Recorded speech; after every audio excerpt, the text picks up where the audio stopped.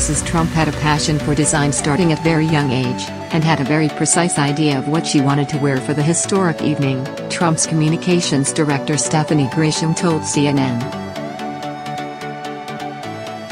She is honored to be able to donate her couture piece to such an iconic exhibit at the Smithsonian.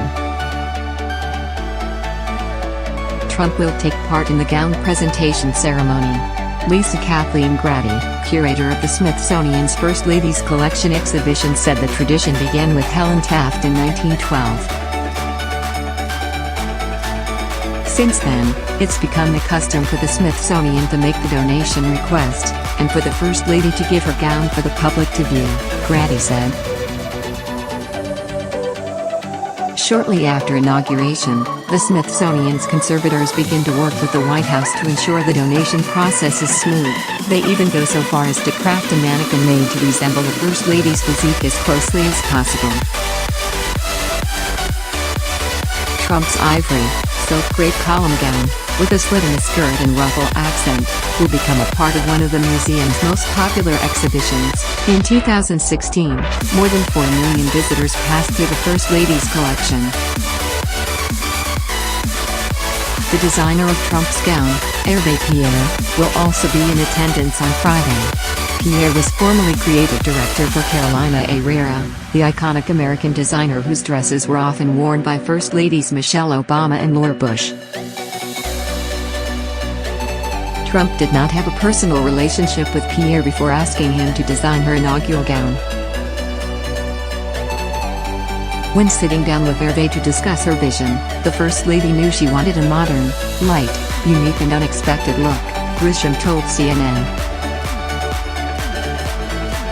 In an interview last month with the New York Times, Pierre said Trump first reached out to him on January 3, just 17 days before inauguration. She gave me a couple of key words. She didn't want a big ball gown, she wanted something sleek, ivory, vanilla. It had to be really, really right because it was going to be part of history, part of this country's history, but also part of what I will have achieved on Earth. I've designed thousands of dresses, but people will remember this one most particularly, he said. Trump has since worn custom-made Pierre designs a handful of times as First Lady, most notably in May, departing from the South Lawn of the White House en route to Saudi Arabia, in an orange leather skirt and cream sweater.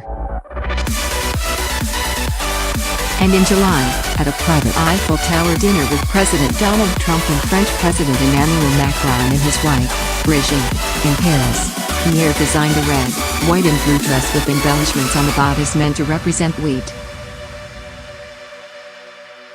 Trump's gown had little of the glitz and drama of past First Lady inaugural designs, though it was chic in its simplicity, with its off-the-shoulder neckline and a skinny, red belt as the only pop of color.